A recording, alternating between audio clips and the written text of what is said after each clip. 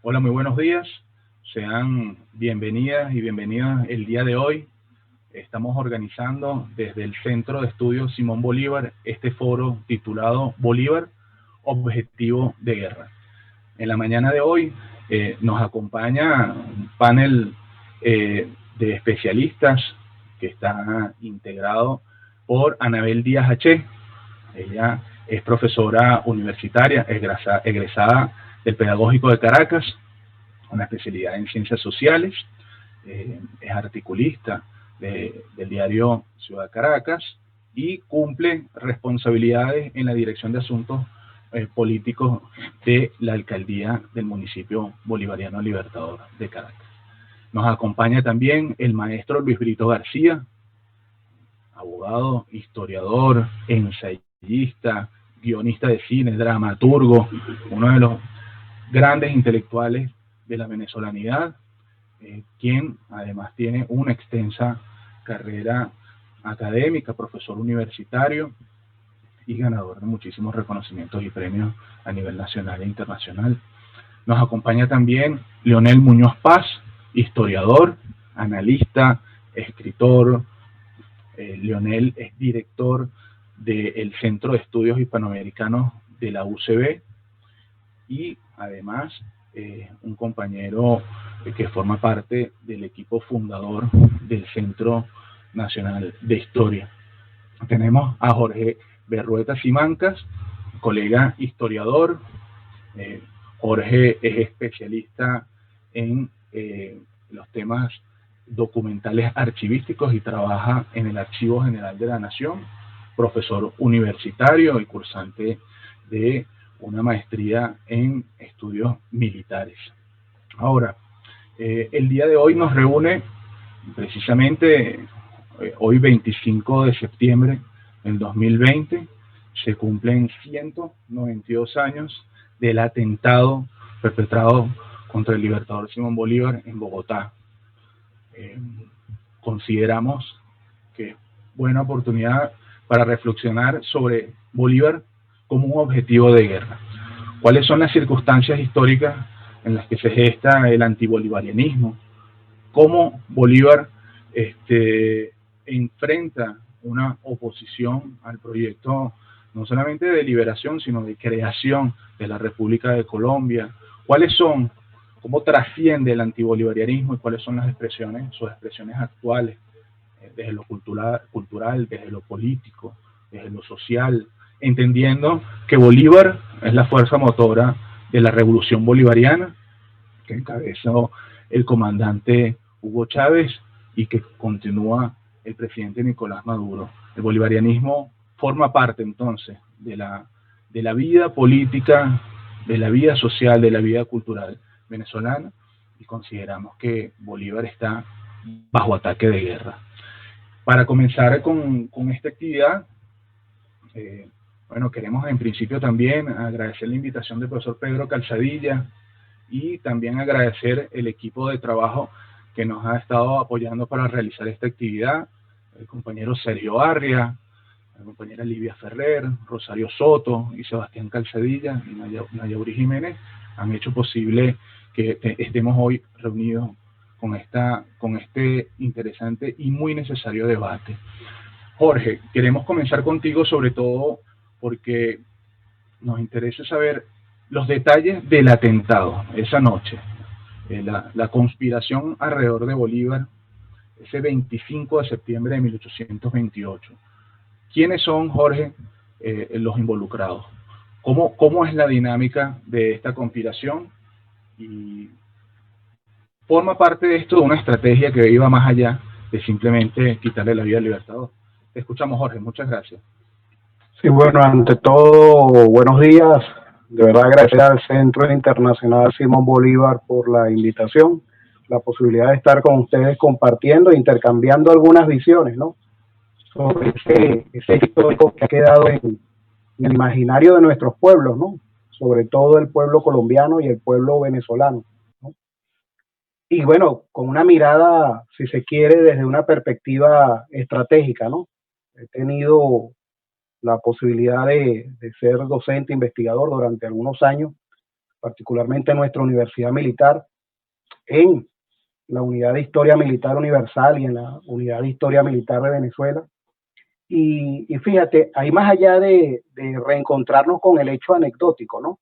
Que es por lo general lo que tradicionalmente se ha difundido y con las visiones y matices que en uno y otro país han existido a lo largo de la historia, ¿no? Nosotros por lo general promovemos una visión estratégica del estudio de estos hechos que tributen al aprendizaje de nuestros oficiales, ¿no? En tanto, están contextualizados a través de fenómenos sociales que siguen existiendo, por lo menos el tema de la conspiración. La conspiración nos ha acompañado a lo largo de la historia. Y, valga la redundancia, la conspiración septembrina no escapa a ese proceso de fenómenos enmarcados en la conspiración. Fíjate, hablar de la historia estratégica de lo que fue el proceso de conspiración septembrino es un poco que hilemos algunos nombres de algunos personajes, que nos reencontremos con ese hecho. ¿Qué ocurrió el 25 de septiembre de 1828 en el Palacio de San Carlos, el Palacio de Gobierno en Bogotá, donde se encontraba nuestro libertador Simón Bolívar, acompañado con Manuel Sáenz, que por cierto, de ese hecho, recordado como la conspiración septembrina, es lo que en el imaginario popular se mantiene, que es que nuestro libertador se encontraba acompañado con el libertador, es ese tema amoroso, bueno, etcétera, ¿no? Pero cuando profundizamos un poco más, nos encontramos con una conspiración que viene materializándose, desarrollándose desde hace algunos meses atrás, ¿no? Y que buscó como fachada, ¿no? O estrategia de distracción para evitar la atención sobre el tema conspirativo, ¿no? El nuclearse a través de una sociedad filológica adscrita al colegio de San Bartolomé en Bogotá. O sea, ya por ahí eso nos indica que esto fue una conspiración cívico-militar, donde participaron civiles, ¿no? Estudiantes universitarios, profesores universitarios, ¿no?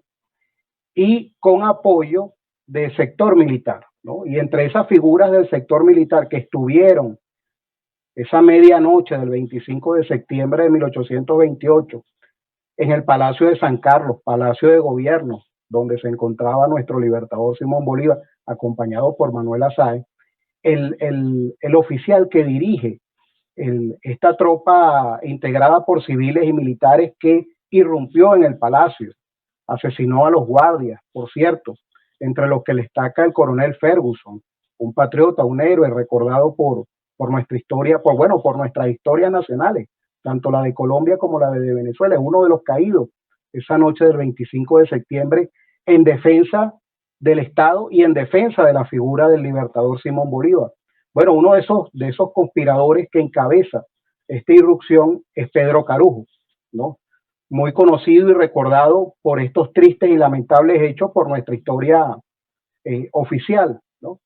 Que por cierto, Pedro Carujo, en nuestro archivo general se conservan algunas cartas de él dirigidas al general Páez, donde él, años después, ya hacia 1830, él sigue reconociendo el por qué hizo lo que hizo y hasta lo justifica. Cartas dignas de análisis y de estudio, enmarcado en este tema del estudio de la historia estratégica, de la elaboración de esos perfiles, de un perfil de la traición al Estado, que es lo que está implícito acá, ¿no? Y del magnicidio, el cual él justifica en sus argumentos, ¿no? Y que, por cierto, fue lo que determinó la orden de Páez de expulsarlo del país, ¿no? En ese año 1830 con rumbo a Curazao. Pero bien, retornando al 25 de septiembre de 1828, ¿no? Entre ese sector de civiles que también participaron en estos hechos y que venían conspirando, ¿no? Y que empezaron a nuclearse con mayor fuerza desde el 4 de septiembre de aquel año, ¿no? Tenemos nombres como Luis Vargas Tejada, un reconocido poeta colombiano de la época, está Agustín Ormet, Juan Francisco Arganil, ¿no? Que eran, por cierto, dos franceses, también de alguna u otra manera estudiosos, intelectuales reconocidos de la Bogotá de 1828 y que participaron y orientaron y dieron ideas, ¿no? Incluso dentro de esa historia que no recordamos de la conspiración, es el uso de la poesía para mandarse mensajes, ¿no? Como estrategia de envío de información subliminal e incluso información secreta, dándose las orientaciones. Pero fíjate, Alejandro y compañeros, ¿no? Un hecho significativo, porque como les dije, la aspiración septembrina, nuestro imaginario es pensar en Bolívar y Manuela. Pero cuando nos vamos a estudiar los hechos, ¿no? Por lo general nos olvidamos que hubo un capitán Benedicto Triana que estaba complotado, que participaba en la conspiración y que unos días antes fue agarrado ebrio, y ya por ahí las autoridades tenían indicios de que se estaba preparando una conspiración. Es decir, esta conspiración de alguna u otra manera había sido delatada por este capitán Benedicto Triana, quien encontrándose en estado de ebriedad empezó a vociferar lo que venía, fue detenido con la suerte para él de que uno de los comandantes que lo detiene estaba también en la conspiración y retrasó la orden de información de lo que estaba pasando. Y esto lo comento por lo siguiente, porque aunque en nuestro imaginario sabemos, recordamos, y el propio Libertador reconoce que es Manuela Sáez la que lo salva, lo cierto es que ya las autoridades, aunque un poquito con retraso, ya tenían conocimiento de que había una conspiración en proceso. También del lado de los conspiradores, esa situación del capitán Triana los llevó a adelantar todo el proceso de activación del movimiento para atentar y acabar con la vida del libertador Simón Bolívar, ¿no? Y lo digo por lo siguiente, ¿no? Cuando analizamos los hechos de la conspiración septembrina, observamos nosotros que ese movimiento estaba condenado a fracasar. Y ello lo observamos desde el estudio de lo que es el orden interno en la Bogotá de 1828. El movimiento fue neutralizado prácticamente el mismo día, en el desarrollo del día 26. Y fue lo que permitió que nuestro libertador, que aunque se encontraba después de escapar, obligado por Manuela de esos hechos, ¿no? Ahí oculto debajo del puente de San Agustín, ¿no? Al saber él que las tropas se habían mantenido leales, porque aquí hay que destacar algo, ¿no? Que es la lealtad del militar republicano en favor del Estado y en favor del general Bolívar, ¿no? Es que logra, bueno, vamos a decir, salir airoso de toda esta situación, ¿no? A través, bueno, de la actuación ejemplar, leal de Rafael Urdaneta, que dirigió todo el proceso, bueno, el secretario de guerra, todo el proceso, y se mantuvo leal y firme y contuvieron la situación en la ciudad de que se escapara de las manos. Ya la primera estocada o el primer fallo de la conspiración fue que se les escapara el libertador. Y bueno, con la ayuda histórica de Manuela, que de paso actuó o participó haciendo distracción con los conspiradores en el Palacio de San Carlos, ¿no? Es parte de ese imaginario. Otros nombres que te pudiera decir que están también dentro de los conspiradores está Mariano Ospina Rodríguez, y lo comento porque en la historia colombiana, precisamente este personaje, Mariano Ospina Rodríguez, conspirador contra la vida del libertador, aparece como en los años subsiguientes como fundador del Partido Liberal. Y otro conspirador, Ezequiel Rojas, aparece en los años sucesivos también como el fundador del Partido Conservador. Fíjate, ¿no? O sea, unidos en la conspiración y después unidos en esa estrategia para bueno, ocultar la verdadera historia en los pueblos y dirigir los destinos del pueblo colombiano buena parte del siglo XIX. Perfecto, Jorge, muchísimas gracias. A ver, trasciende muchísimo entonces el atentado, corresponde a un proyecto incluso militar, político. Lionel, con respecto al año 1828, ese contexto, ¿de dónde surge ese antibolivarianismo? Sabemos que no es propio del año 28, aunque hay hechos ese año que caldean los ánimos entre los santanderistas y los bolivarianos, ¿no? ¿Qué nos puedes decir, incluso, Leonel, lo que significa el contexto de Colombia como república, uno de los puntos de polémica que hay entre esas dos tendencias? Mira, muy buenos días, muy complacido estar aquí con ustedes y maravillado por todos los detalles que mi querido colega Jorge Berrueta acaba de ofrecernos en torno al hecho, saludos Jorge, mi respeto, un gran abrazo, sobre los hechos de septiembre de aquel año 1828. Hay varias maneras de ver lo que sucedió aquel día. Por supuesto, hay una mirada pequeña, acusada, que es la que apunta hacia lo anecdótico que ya rememoró Jorge. Incluso habría que agregar un detalle importante. La habitación del Libertador en ese palacio hoy día es la sede de la Cancillería colombiana en el centro de Bogotá. La habitación que ocupaba el Libertador, en ese momento presidente de Colombia, estaba en la parte superior. Es una casa de 2 plantas. Pero ese día, como estaba quedándose con Manuela, él no se quedó en su habitación, sino que se quedó en la que queda justamente abajo de su habitación principal. De modo que cuando entraron las 2 docenas de oficiales conjurados a buscar a Bolívar a su habitación, se consiguieron con el hecho de que él era en la pieza que está abajo. Entonces, si nosotros vemos la imagen del Palacio de San Carlos y vemos la placa, en la placa dice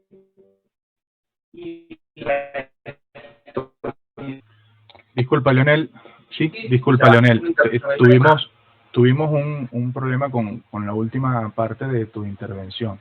Nos decías que está en el sitio, está en la actual Cancillería, ¿verdad? Es correcto. De ahí en adelante, sí, disculpa. Ajá, el Palacio de San Carlos es la actual Cancillería colombiana. Y la historia escrita dice que Bolívar estaba en la parte superior de esa casa. Resulta que ese día, justamente porque se estaba quedando con Manuela, estaba en la habitación de abajo. Cuando los conjurados entran al palacio a buscar al Libertador para matarlo, lo primero que hacen es ir hasta la habitación que siempre había ocupado. Resulta que en esa habitación no estaba en la de abajo. Ellos recorren el palacio, dan con la habitación en la que estaba Bolívar, y en esa habitación que estaba justo debajo de la que siempre ocupaba, el Libertador lo que hizo fue que se deslizó hacia arriba por una pequeña ventana que hay ahí, y pudo escapar, pues. De modo que no fue que se lanzó del balcón, porque si se hubiese lanzado del balcón, a lo mejor se rompe una pierna, o esto a saber qué hubiese pasado allí. Ese es un detalle que lo sé porque en algún momento grabamos con Telesur un programa sobre el atentado septembrino hace algunos años, y la gente en ese momento que estaba trabajando allí en la Cancillería colombiana nos facilitó esa anécdota, esa pequeña anécdota que es interesante también conocer, porque el papel en efecto, como lo decía Jorge, de Manuela, fue clave en aquel momento. Ahora bien, eso es lo anecdótico, pero hay más elementos que nos pueden servir para contextualizar aquellos hechos, y tienen que ver, en mi concepto, con el tema de Colombia como problema, tanto para los colombianos hoy día como para los venezolanos hoy día. ¿Por qué? Porque esa república que funcionó entre 1819, que hay que recordar ese año, porque la ley fundamental de Colombia se promulgó en el contexto del Congreso de Angostura, de modo que esa República de Colombia nació en territorio venezolano. Y esta República de Colombia que nace allí va a funcionar entre el momento de la promulgación de su ley fundamental y el momento de su disolución en el año de 1803. Ahora bien, esa república, mientras funcionó, mientras duró,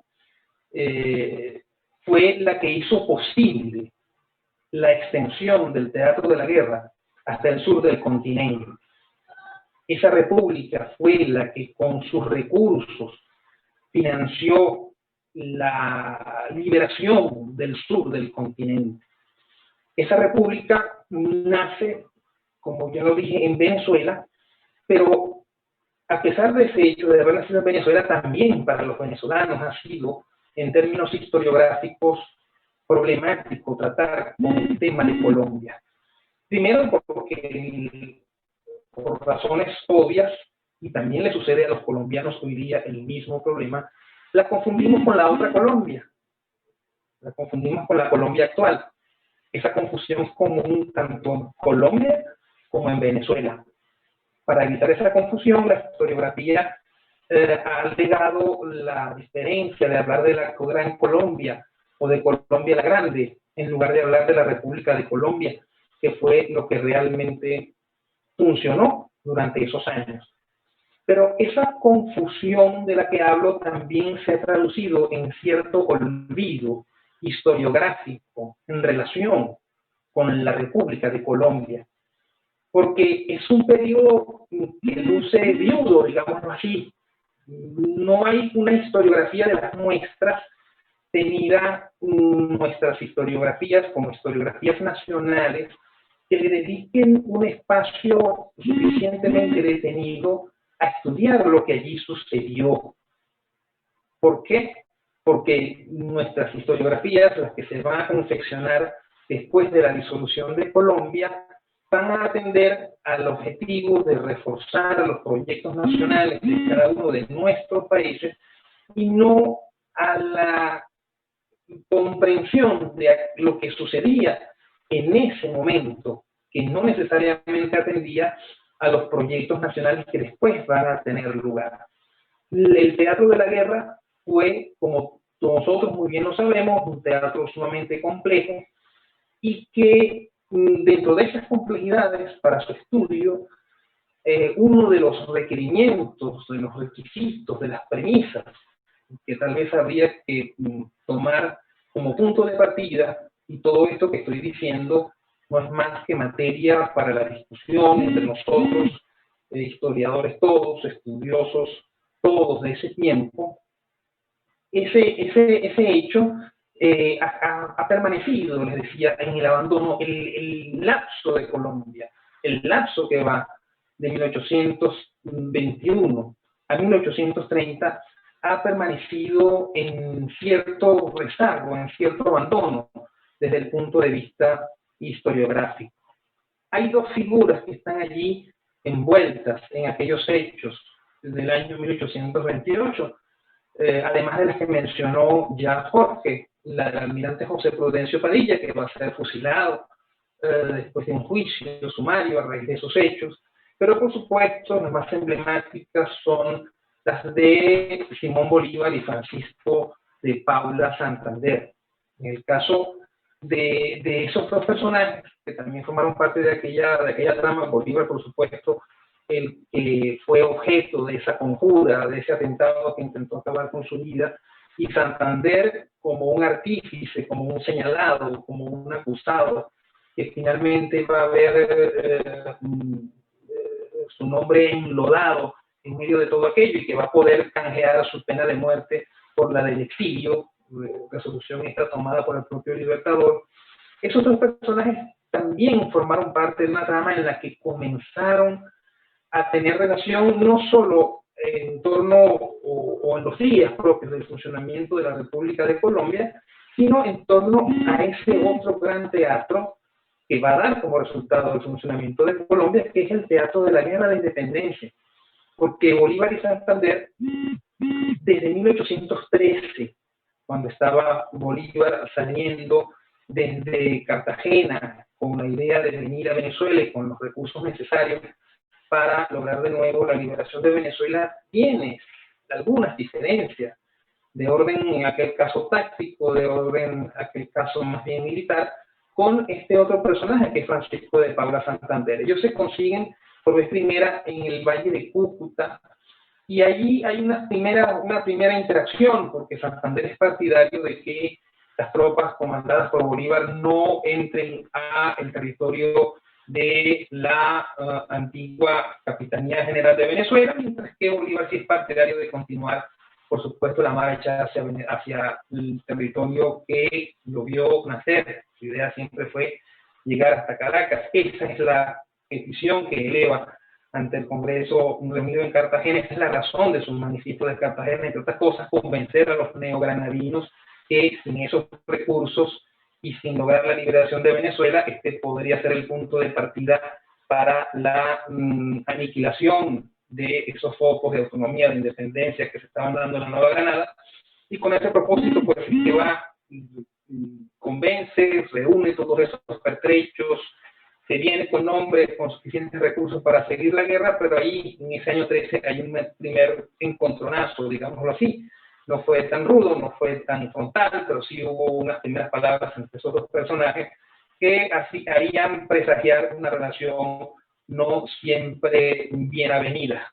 Y en efecto, ya avanzado el teatro de la guerra, en 1818 hay la conjunción de estos dos personajes, una vez que Bolívar entiende que hay que extender el teatro de la guerra hacia el sur, que hay la necesidad de convocar un congreso que se va a reunir en la ciudad de Angostura para darle soporte institucional a la guerra de independencia, y esa convocatoria de este congreso y esa necesidad de avanzar hacia el sur lo va a reencontrar con ese personaje que va a ser Francisco de Paula Santander, y en ese segundo episodio no va a haber la distancia, la inquina, ni las diferencias que van a surgir posteriormente. Este es un punto en el que los dos coinciden en la necesidad de extender el teatro de la guerra hacia el sur, y esa necesidad se va a plasmar en los eventos que van a tener lugar a partir de esa fecha, que van a dar por resultado la liberación de la Nueva Granada.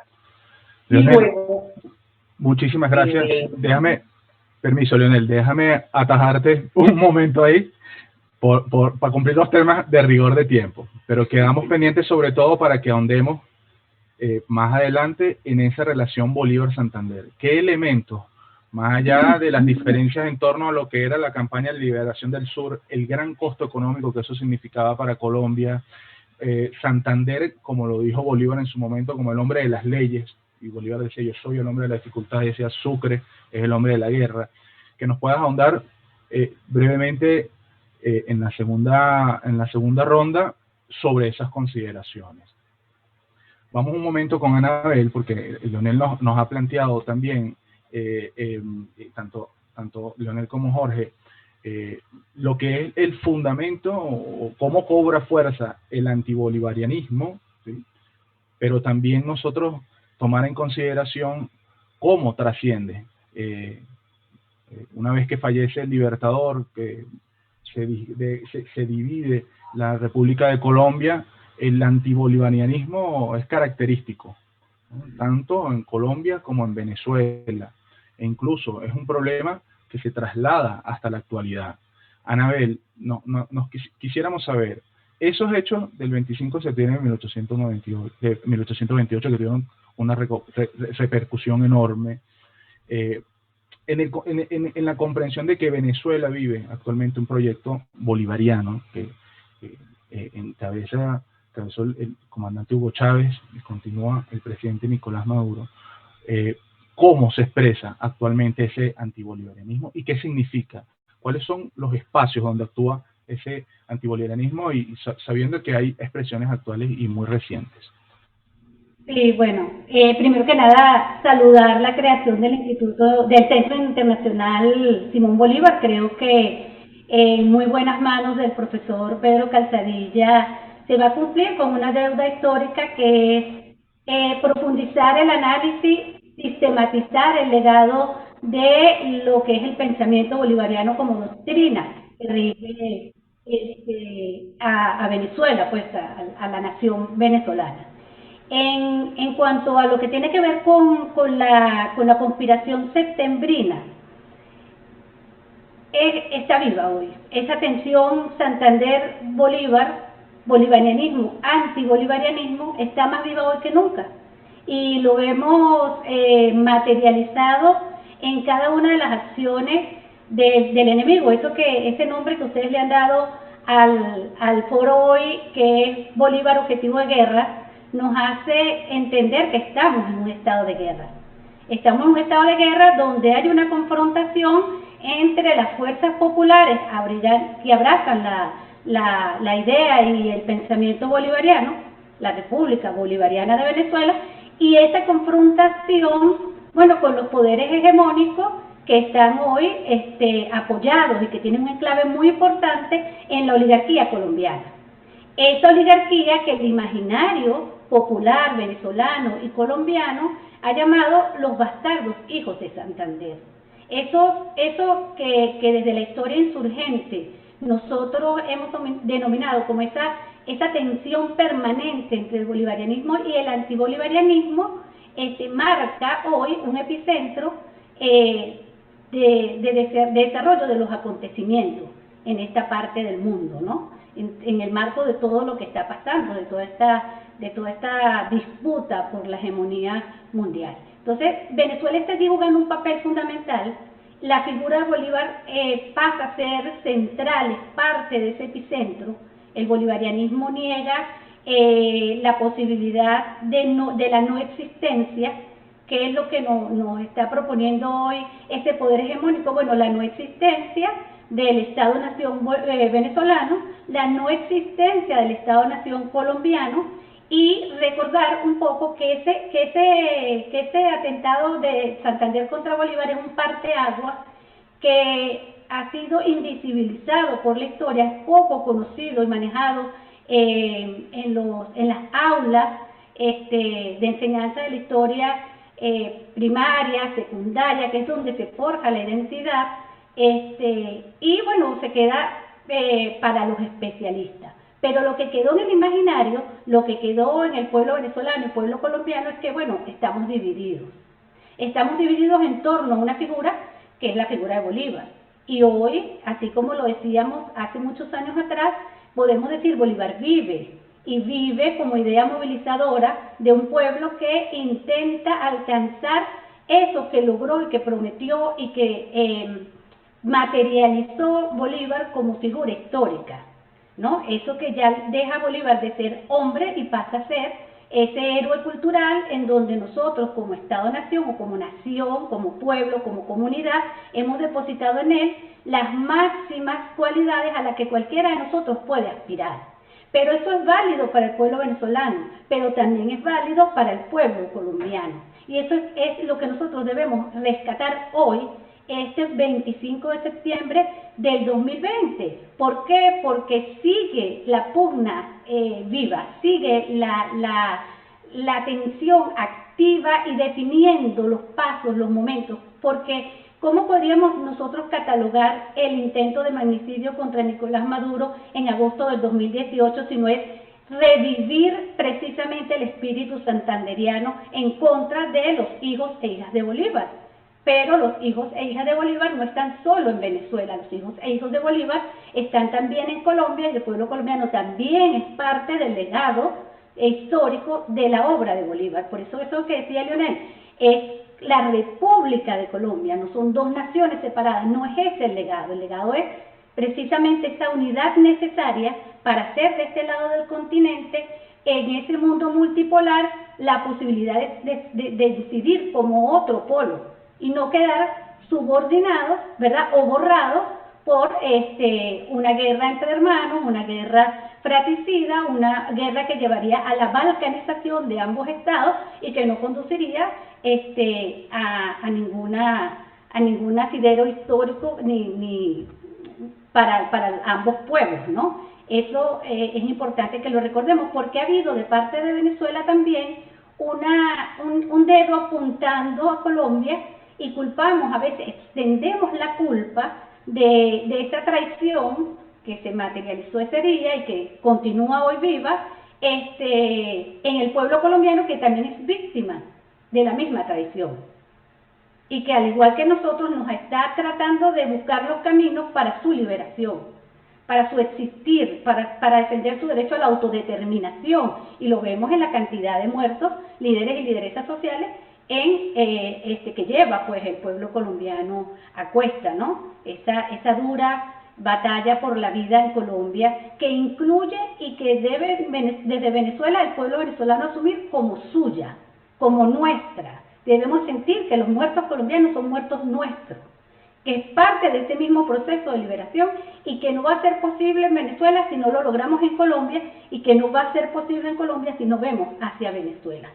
Entonces, eso hace del pensamiento bolivariano y de Bolívar un símbolo importante a destruir, un símbolo que arde, que duele, que mueve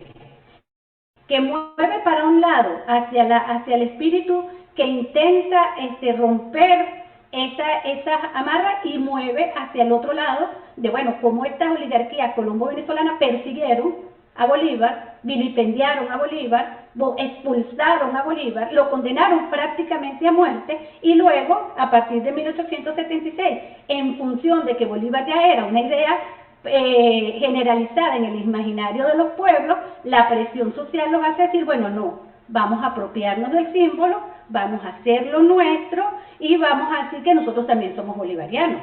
Entonces, ¿cómo tú planteas una diatriba donde tu enemigo, ¿verdad?, de clase, tu enemigo histórico, el que te ha perseguido, el que vilipendió, dice que él también asume la bandera bolivariana?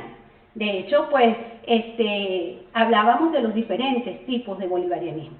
Las circunstancias, las contradicciones nos han llevado a un punto en que se cayó la careta de las oligarquías. Ya no pueden seguir sosteniendo que son bolivarianos. Ya no pueden ir a poner flores los 24 de julio y los 17 de diciembre. Porque ya no es posible seguir manteniendo que ellos, con todo lo que están haciendo, son hijos e hijas de Bolívar. Y tienen que asumirse, y se han tenido que asumir, hijos e hijas de Santander. Pero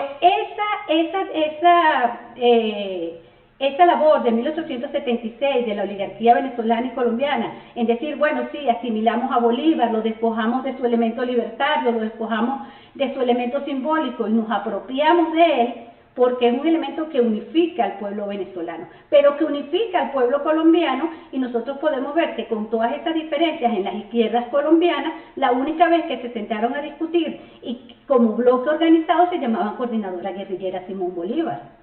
El nombre que los aglutina, tanto a ellos como a nosotros. Entonces, esas son las banderas a las que nosotros llamamos hoy a retomar. Esas son las banderas que, pese a las diferencias, pese a los años, los ataques contra la figura de Bolívar son constantes, permanentes y sistemáticos. La idea de borrarlo, de invisibilizarlo, la idea de minimizarlo, pero ha sido imposible. Ha sido imposible porque se convierte en un héroe cultural de la nación colombo-venezolana, del pueblo colombo-venezolano, y agarra y abarca América Latina.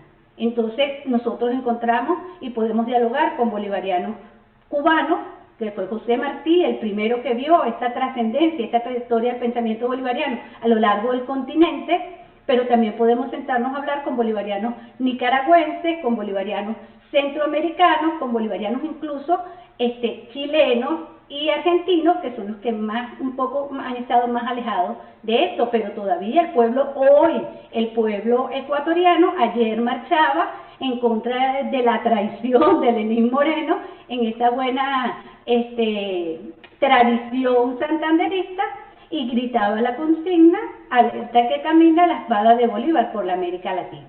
Entonces, esa labor que ellos no pudieron borrar, que ellos no pudieron invisibilizar, y que Chávez conduce y vuelve a colocar a Bolívar en el epicentro de la discusión, en el epicentro de la disputa en la que se encontraba Venezuela para ese momento, y que ya hoy pues ellos no les queda sino asumir, está bien, Bolívar es de ustedes. Es de ustedes y nosotros somos antibolivarianos. Eso es fundamental, porque ese parteaguas, esa diferencia, es como prácticamente el decreto, tiene un efecto como lo tuvo el decreto de guerra-muerte. ¿De qué lado estás, compañero? ¿De qué lado estás, compañero militar? ¿De qué lado está el pueblo colombiano? ¿De qué lado está el pueblo venezolano? ¿Y cuáles son las razones históricas por las que nosotros sostenemos hoy que somos dignos herederos del legado de Bolívar? Anabel, muchísimas gracias. De verdad que podemos ver una perspectiva del ataque. Bolívar es un objetivo de guerra, pero el Estado Nacional también es un objetivo de guerra, en la perspectiva más amplia. Ahora, profesor Luis, si bien el ataque a Bolívar tiene distintas expresiones, pudiéramos quizás también considerar que el ataque a Bolívar es un ataque a la identidad de los venezolanos, a la venezolanidad. ¿Cómo está presente Bolívar en nuestra constitución identitaria. ¿Cómo actúa actualmente Bolívar y qué riesgo corre la figura de Bolívar en la actualidad y por ende nuestra identidad? Adelante, profesor. Bueno, si tú no puedes atacar ni exterminar un proyecto, trata de aniquilar a la persona que encarna ese proyecto. El siglo pasado funda Credesa en un estudio sobre los venezolanos que incluyó encuestas con más de 30.000 participantes, encontró que la persona más reconocible en Venezuela era Simón Bolívar, algo así como un 97% de los encuestados tenía idea de quién era Bolívar, aunque no necesariamente conocía su obra. Era seguido, por cierto, por el doctor José Gregorio Hernández y por María Lionza. Fíjense esos elementos identitarios tan importantes. Ahora, preguntémonos, ¿qué representa Bolívar y por qué ese odio contra él tanto en su época como ahora? Bolívar representa ante todo la soberanía, el hecho de que la entidad política que él crea no está subordinada a nadie. Ningún tribunal extranjero puede decidir sobre cuestiones internas. Pero además de eso, representa el republicanismo. Bolívar se opone a las formas de monarquía. Además de eso, representa soberanía popular. El pueblo es el que manda en última instancia. Y además de eso, representa, por si fuera poco, integración latinoamericana. Bolívar crea esa magna unidad política que fue entonces llamada Colombia, después conocida como Gran Colombia, e intenta coordinar a nuestras repúblicas latinoamericanas a través del Congreso Anfictiónico de Panamá. Ese es otro objetivo, el cual los enemigos internos y los externos de Bolívar quieren destrozar y aniquilar. Pero Bolívar, además, incluso en su época, representa una revolución social impresionante. Libera a los indígenas de la servidumbre, establece para ellos reparticiones de tierra y en lo económico hace la mayor confiscación de propiedad que se había hecho en la historia de Venezuela desde entonces y hasta ahora, al confiscar todos los bienes de los realistas para ponerlos al servicio de las necesidades de la República y de los soldados que habían hecho la independencia. La oligarquía hace después una pillería con esto, porque reparte esos bienes a los soldados de la independencia en bonos que no eran intransferibles y después le compra esos bonos por unos centavos a los soldados y ellos sí se los hace pagar completos. Pero en todo caso, Bolívar además protegió las industrias nacionales, exoneró de impuestos a los aperos para la agricultura, tuvo disposiciones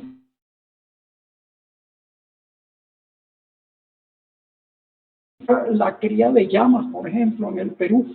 Es decir, la obra de Bolívar es de una vastedad tan impresionante, es todo un proyecto continental y latinoamericano. Intentó crear una educación a través de Simón Rodríguez y después del sistema de Lancaster, una educación abierta para todos. El atentado septembrino no es un atentado contra un personaje, es un atentado contra todo ese proyecto y contra ese proyecto sigue el esfuerzo constante, continuo del imperialismo. Y eso se manifiesta en una cantidad de cosas ideológicas hasta el presente.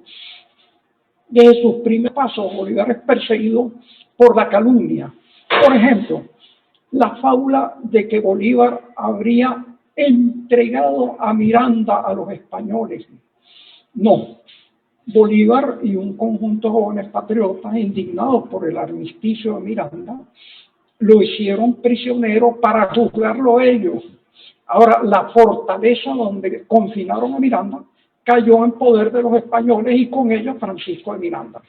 Carece de toda lógica la idea de que Bolívar hizo prisionero a Miranda para entregárselo a los españoles, porque si lo que le reprochaban era un armisticio con los españoles, ¿qué daño le iban a hacer entregándoselo a los mismos españoles? Eso no tiene el menor sentido. Pero de allí en adelante las calumnias siguen de forma completa.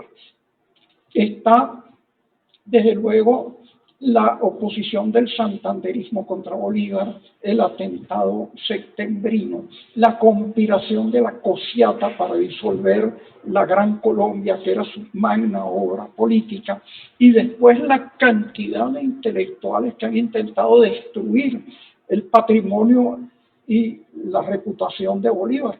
Decía, me atacan en lo que yo más precio, que es mi buen nombre, que es mi reputación, que es mi legado. Y en ese sentido, bueno, piensen ustedes que en Colombia hasta 1872 no había un reconocimiento oficial de la obra de Bolívar. No había un día aniversario que se celebrara, nada. Era como si ese señor no hubiera existido. Cuando Bolívar muere, la prensa en Venezuela titula falleció el tirano, y además le inventa una enfermedad horripilante, vergonzosa, que mejor ni mencionarla, que no era de la que murió el Libertador. Después de eso siguen los atentados con su memoria y apenas hacia 1832 es que se repatrian los restos y se rinde un pequeño homenaje a esa repatriación de los restos físicos de Bolívar. En espíritu nunca había estado ausente. De allí a una industria antibolivariana, pues no hay más que un paso. Ya en vida de Bolívar, un granadino, un neogranadino llamado llamado Lleras, había hecho un panfleto contra Bolívar, infamándolo, diciéndole que era un traidor, que era un mal militar, etcétera. Ahora, si era mal militar, ¿cómo pudo derrotar a las tropas del mayor imperio de la época y libertar a lo que hoy son 6 países? Este Lleras además participó en otra hazaña heroica, porque por la independencia no hizo nada. Exilió a Manuela Sáenz, la sacó de la Gran Colombia y la exilió hacia Perú. Imagínense ustedes los hechos de este canalla. Después de eso, la campaña antibolivariana ha proseguido impertérrita y continua.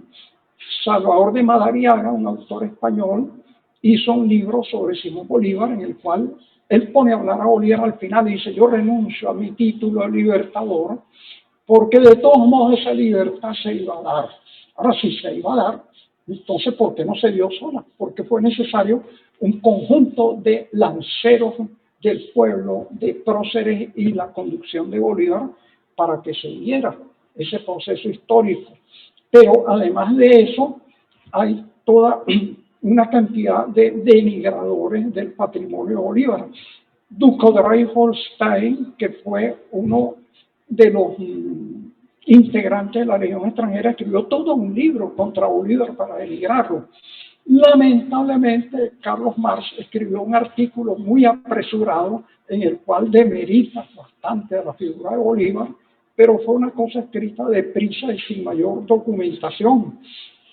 Y además de eso, bueno, hay que tener en cuenta a un historiador colombiano, Rafael Sañudo, que se dedicó a reunir todas las infamias y los chismes que se podían coordinar contra Bolívar. Hasta Ricardo Palma, en una de sus crónicas, las 3, etcétera, del Libertador, trata de denigrar de Simón Bolívar. Fíjense, métete a mi Libertador y saldrás crucificado, como dice. Pero últimamente, para que vean cómo ese proyecto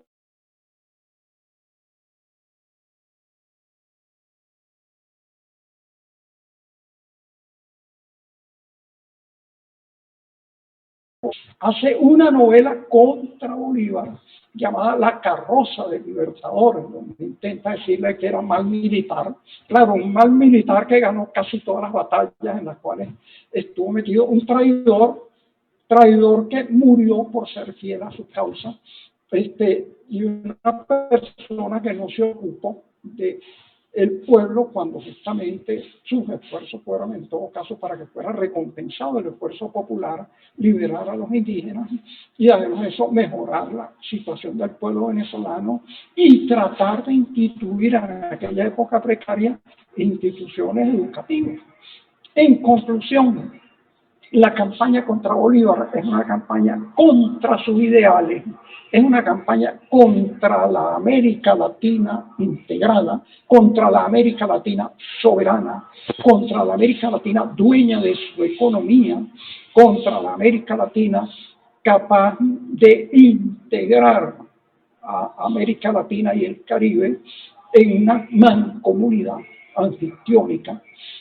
Todo eso es lo que representa Bolívar y por eso hay un odio mortal tanto contra Bolívar como contra el proyecto latinoamericanista, integracionista, popular y soberano por el cual él dio su vida con tal dificultad que al final de ella creyó haber arado en el mar.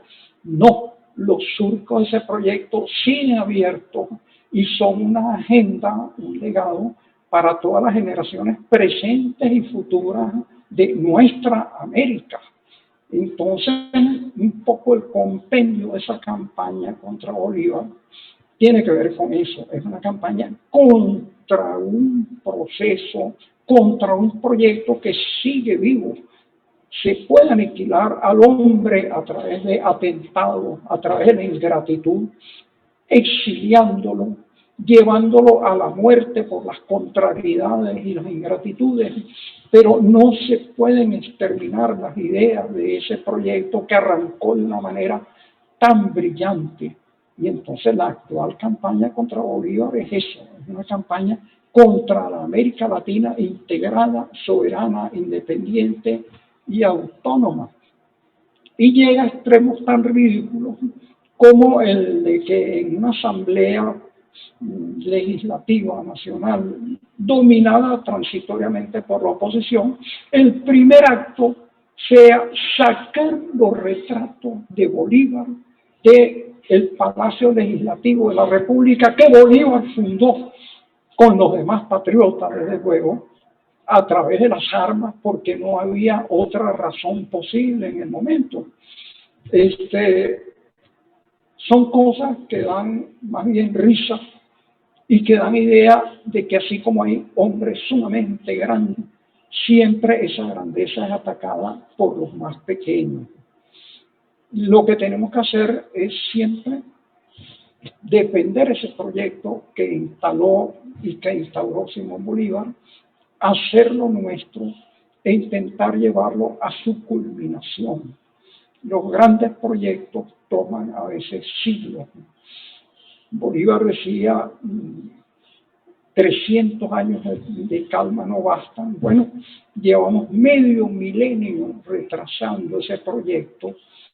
En este milenio que empieza tenemos la oportunidad de culminar ese proyecto, llevarlo a su éxito, a su desarrollo, a su perfección y de intentar fortalecerlo y hacerlo cada vez más amplio, más inclusivo, más perfecto y más adecuado a nuestra manera de ser y a los destinos que aguardan a nuestra América. Muchísimas gracias, profesor. Es entonces la intención de atacar no al hombre, sino al proyecto. Esa intención sistemática que sigue actuante, que tiene distintas formas de ataque.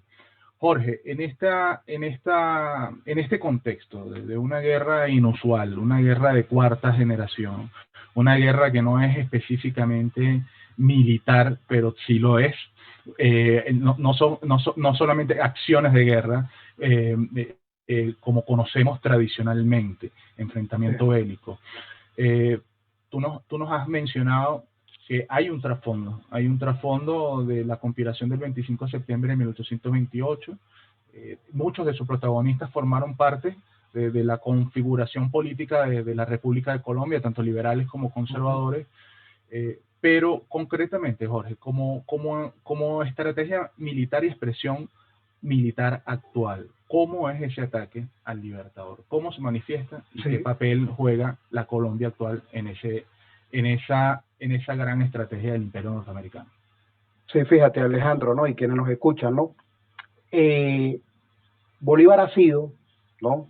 Es y de seguro seguirá siendo objetivo de guerra, ¿no? Objetivo de guerra en tanto esa figura de Bolívar, ese imaginario de Bolívar, por lo menos que existe en el pueblo venezolano, es el pilar, fíjate tú la importancia, ¿no? Es el pilar sobre el cual se soporta todo el proceso de socialización nacional. Ahora, ¿qué es eso? El proceso de socialización nacional, el de Venezuela y el de todos los países del mundo, es el proceso por el cual todos y cada uno de nosotros, de los miembros de un grupo, de un país, se hace parte de ese país, lo defiende, lo protege y bueno, lleva a feliz término los objetivos nacionales, ¿no? En la medida en el que en el caso venezolano, la figura de Simón Bolívar es el andamiaje sobre el cual se soporta toda la estructura de nuestra república, en nuestro imaginario me estoy refiriendo, ¿no? En esa medida, en uno de los ámbitos de esa guerra difusa contra Venezuela, y por cierto, valga decirnos, nuestro Instituto de Altos Estudios para la Seguridad y la Defensa Nacional acaba de publicar un libro que lo presentó el ministro de la Defensa hace alrededor de medio mes, ¿no?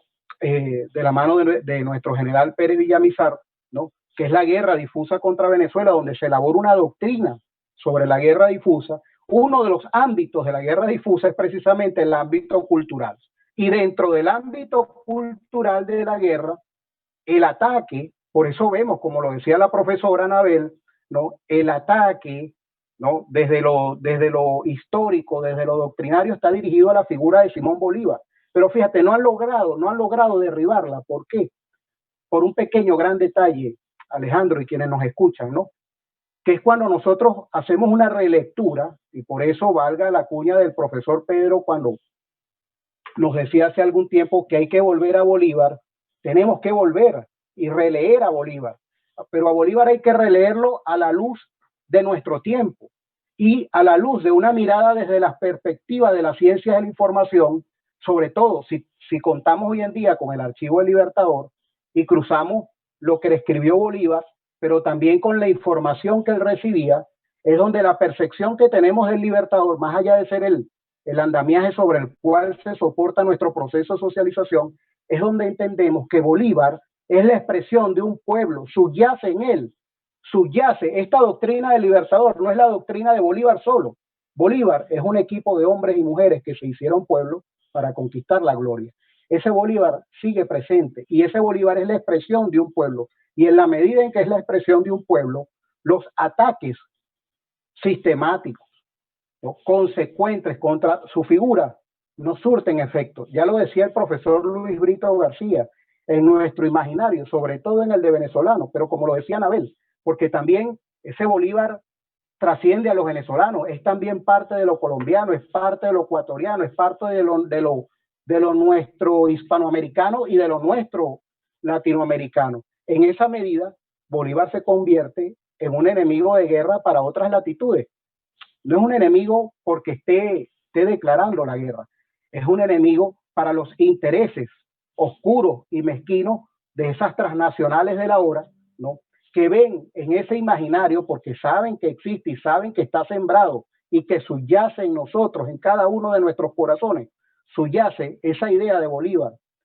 Es nuestro referente histórico y sintetiza todo un conjunto de aspiraciones sociales, porque en la medida en que Bolívar es expresión de un pueblo, es también expresión de las luchas sociales por las que ese pueblo luchó en el siglo XIX, luchó en el siglo XX y que nos han traído a la revolución bolivariana y como lo decía el profesor Luis Brito García Yanabel, nos han impulsado en este inicio del siglo XXI, pero bueno, para retomar el camino hacia la consolidación de los derechos civiles, de los derechos sociales, de una plena autodeterminación, de una plena soberanía, no solamente de Venezuela, sino de nuestros países hermanos, y en esa medida Venezuela se convierte en un enemigo, y en la medida en que Venezuela es vista como enemigo, empiezan los ataques sistemáticos en todos los ámbitos planteados en la guerra difusa, entre esos el ámbito cultural, donde, como lo dije anteriormente, Bolívar es el pilar fundamental sobre el cual, bueno, se cimenta todo un conjunto de sistemas, valores, creencias, y que, bueno, en esa medida nos toca ahora, a pesar de que nuestros estudios históricos académicos, y es donde uno dice parte de esa conspiración de largo espectro, ¿no? En algún momento se nos habló del culto a Bolívar y de no estudiar más a Bolívar porque estaba sobreestudiado y dejarlo ahí e irnos hacia otros temas, incluso hasta banales. No, el ahora nos hace un llamado a reencontrarnos en Bolívar, entendiendo que Bolívar, como lo dije, no es el solo, no es el niño rico de aquella sociedad caraqueña del siglo XIX. Aquí, en estas letras, está la expresión de un pueblo, está la expresión de nuestros ancestros que quedó preservada de puño y letra de nuestro libertador Simón Bolívar. Gracias. Jorge, muchísimas gracias. El libro que nos recomienda Jorge es el libro Doctrina del Libertador, editado por Biblioteca Ayacucho. A quienes nos están viendo pueden acceder al portal del CENAL y se puede descargar en su versión digital. Pasamos en este momento a Anabel. Vamos a esperar solucionar el desperfecto técnico con Leonel. Anabel, efectivamente, bueno, Leonel nos comentaba que la República de Colombia tenía un funcionamiento específico en lo que fue el financiamiento de la liberación del sur del continente, en lo que es el papel que representa como una transición en lo que es la ruptura con el vínculo monárquico hacia la configuración de una república, bueno, que finalmente va a ser el proyecto Estado-Nación dividido. Ahora, Anabel, ¿qué significa en este momento ser un hijo de Santander? ¿Qué significa en este momento ser un hijo de Bolívar? Y a nosotros, que todos somos hijos de Bolívar, ¿cuáles son las herramientas políticas para la organización de base de la militancia, que es parte de tu experiencia, que nosotros podemos dar en esta circunstancia de ataque al Libertador, donde es un objetivo de guerra? Sí, bueno, como decíamos, ya se dio el parteaguas, ya ellos han asumido, son hijos de Santander, nos toca a nosotros seguir asumiendo el proyecto bolivariano. Y debemos crear puentes, abrir el diálogo con el pueblo colombiano, encontrarnos en Bolívar. Es una tarea fundamental en este momento. Cuando las fuerzas imperialistas, cuando las fuerzas contrarias a nuestra existencia plantean una guerra entre nosotros, ¿no? Ese diálogo es fundamental en este momento porque mueven en Colombia, mueve muchísimo esa idea. Bolívar sigue siendo una idea movilizadora. Fíjense, a veces nosotros creemos que no, a veces nosotros creemos que la oligarquía colombiana con su fuerza comunicadora, con su sistema educativo borró a Bolívar y se creen ellos hijos de Santander y se asumen hijos de Santander, y no es así. Recordemos cuando después de una campaña intensa el comandante Chávez, en esa intención de trabajar por la paz en Colombia, va hacia el territorio colombiano en la frontera y llega a Santa Marta y es recibido y aclamado por el pueblo colombiano. Un pueblo que había sido bombardeado mediáticamente porque llegaba el enemigo, porque llegaba, me explico, llegaba el venezolano que quiere venir a dominarnos, que bueno, este es un loco, todo lo que la fuerza mediática y el fuego mediático pudo soltar los días y los meses y los años anteriores a esa visita, y nosotros decíamos desde Venezuela que no vaya, lo van a matar. Y Chávez, con su valor, con su humildad y con su compromiso histórico, visitó Santa Marta, iniciaron los diálogos de paz en Colombia Y eso tiene el sello de Chávez y tiene el sello de Bolívar. Y la paz es una idea movilizadora, igual que la idea de Bolívar, en ese diálogo de pueblos que tenemos que establecer con nuestros hermanos. Es eso, no se han encontrado los colombianos. Nosotros logramos encontrarnos porque Chávez en el 92 dijo, no, eso que hizo la oligarquía de trasladar la culpa por la traición al legado de Bolívar, al pueblo, y que nosotros nos veíamos como un pueblo no merecedor de ese padre, pues él dijo, no fuimos nosotros, fueron ellos los que traicionaron, nosotros seguimos siendo leales, nosotros seguimos siendo los hijos y las hijas de Bolívar, nosotros seguimos persiguiendo el sueño de la mayor suma de felicidad posible para ambos pueblos, porque somos un mismo pueblo, y es una deuda histórica, pero que es una deuda histórica que tenemos que pagar aquí y ahora, porque no hay viabilidad desde la soledad, porque no hay viabilidad dejando que continúen las masacres en Colombia, haciendo como que no es nuestro problema, mirando para otro lado, no es posible ya. Las contradicciones, el momento nos ha llevado estamos de frente a la realidad de Colombia. Y es precisamente la oligarquía colombiana la que está de espaldas a lo que el pueblo de Colombia hoy está diciendo. Hay un rumor de Bolívar en Colombia, suena muy fuerte y lo podemos escuchar en Caracas. Tenemos que abrir esos canales de diálogo y tenemos que encontrarnos con ellos en el espíritu bolivariano, en ese espíritu que mueve tanto al venezolano como al colombiano en ese camino por la búsqueda de la mayor suma de felicidad posible. Anabel, muchísimas gracias. El comandante Chávez nos llevó el camino para encontrarnos con Bolívar.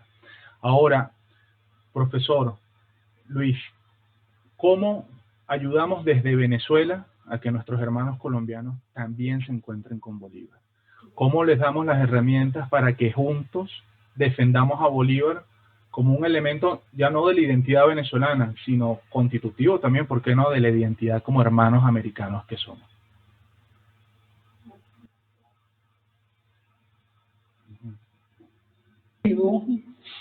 Pero las ideas se propagan a través de personas y de instituciones.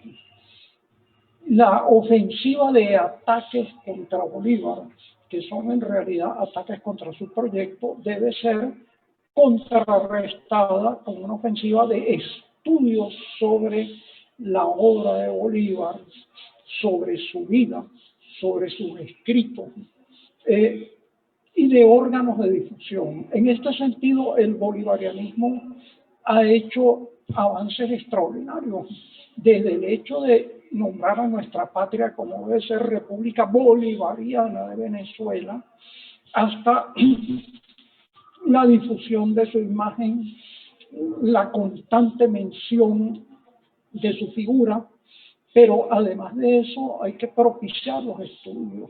Me acaban de dar la noticia de que se va a crear o de que está creándose un instituto de altos estudios sobre la figura de Simón Bolívar, el cual me imagino que hará publicaciones, seminarios, cursos, investigaciones, etcétera, sobre la figura del bien denominado padre de la patria, aunque la patria tuvo tantos padres como patriotas, pero emblemáticamente pues Bolívar los encarna a todos de la forma ideal.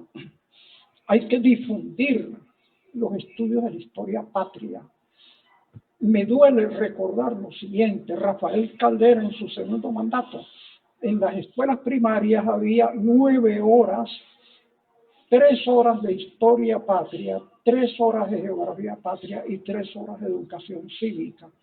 Rafael Caldera eliminó de los programas de educación primaria todos esos estudios y los redujo a 3 horas de una materia extraña llamada Fundamentos, en la cual se estudiaba qué es una cordillera, pero no qué es la cordillera de los Andes.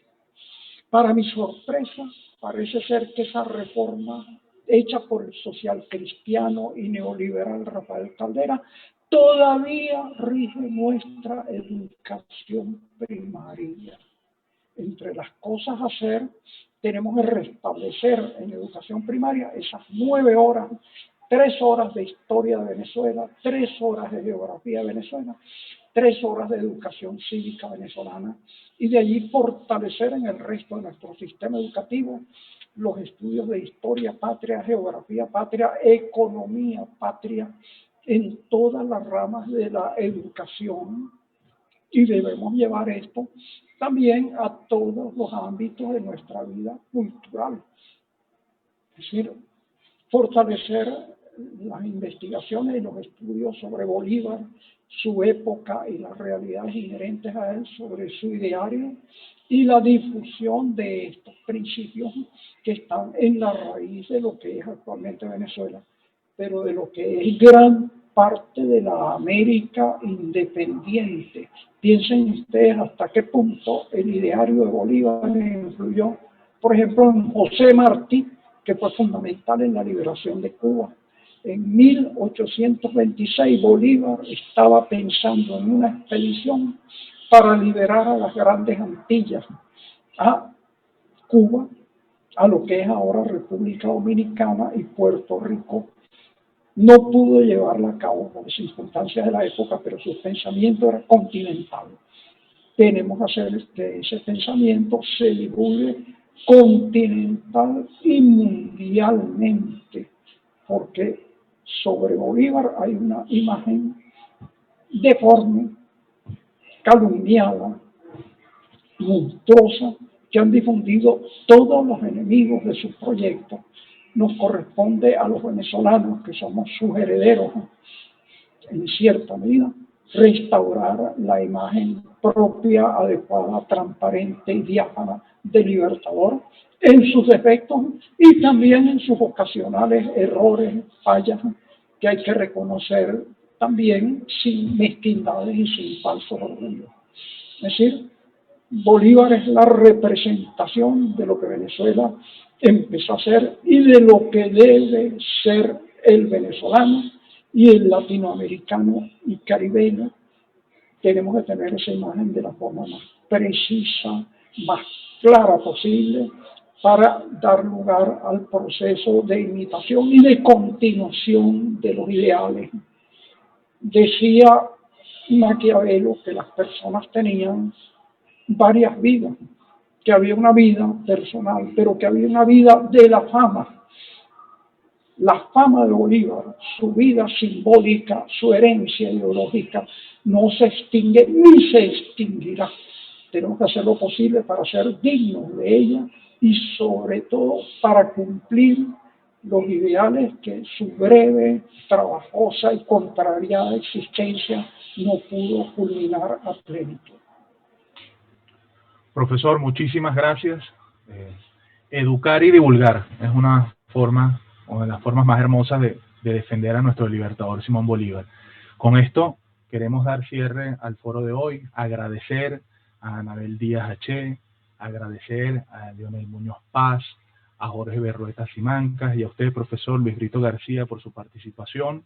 Esta actividad del Centro de Estudios Simón Bolívar es la primera de muchos de este tipo de foros, de reflexión, que tengamos oportunidad de encuentro y oportunidad de compartir alrededor de la vida, obra, pensamiento y legado de nuestro libertador Simón Bolívar. De nuevo, muchísimas gracias al equipo, al profesor Pedro Calzadilla, a Nayauri Jiménez, a Livia Ferrer, a Rosario Soto, a Sebastián Calzadilla y por supuesto también a Sergio Arria, que hace posible esta conexión. De nuevo, muchísimas gracias a todas y todos. Estaremos en contacto constante y espero que próximamente nos veamos. Hasta luego. Feliz día.